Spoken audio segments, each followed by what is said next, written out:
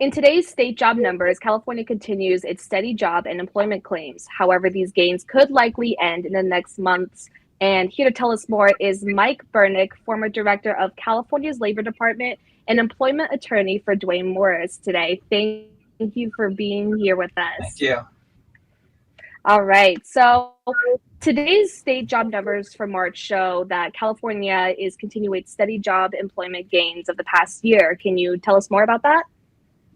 Yes, we gained 60,200 jobs over the month. That's for March. That continues a steady job gain. We've now gained over a million, or recovered over a million jobs just over the past year. So what we see this month is a continuation really of the past 6 to 12 months of strong job gains. The unemployment rate, state unemployment rate, continues to go down. The most recent number, 4.9%, the lowest since the pandemic started. And on the surface, at least, very strong job gains and lower unemployment. All right. And on the surface, there are reasons to think that strong payroll job growth will continue. Can you tell us why is that? Well, there are a couple factors that would suggest that this strong job gain can continue.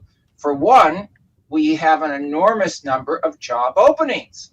As of the most recent data, through January, the last day of January, there were over 1.1 million job openings in the state. At the same time, we have still a lot of workers on the sideline. That is, more workers have come back since over the past year, but we're still over nearly 400,000 workers below the number we had prior to the pandemic. So we still have workers on the sideline who could come back. We have this large number of job openings. Again, on the surface, it would suggest that strong job growth can continue. That's awesome. A lot more opportunities out there. So in the past month, it has become increasingly clear that the federal policies of 2020 and 2021 are responsible for the driving job growth, and it also ends up stymieing it. Can you tell us more on that? A good part of this strong job growth that we've had in California is based on the enormous federal benefits paid out in 2020 and 2021, fueling consumer demand, and in good part on the enormous government spending in the various stimulus bills, most of all in the 1.9 trillion American Rescue Plan. What we have now is a state government and local governments really awash in money and fueling, at least in part, this job growth. Well, that'll continue for a time because we still have a lot of money in the system. But it's also fueling this enormous inflation, which everyone feels in their pocketbook, 8.5%, the highest inflation in over 40 years, and no clear strategy really on the federal level for reducing inflation. And that's why it's likely that even in the next few months, job growth may continue strong.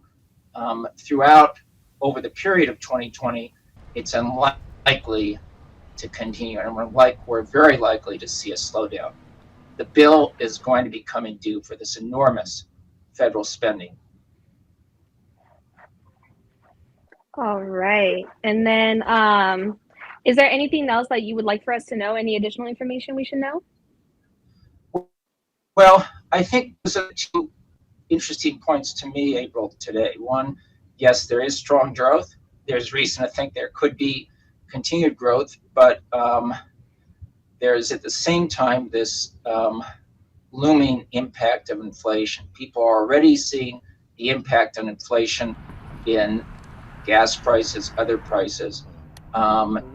Over the next months, we're likely to see the impact of inflation in terms of slowing job growth. I think that's the main difference. All right. Mike Bernick, employment attorney for Dwayne Morris. Thank you so much for joining us here today. We really appreciate it.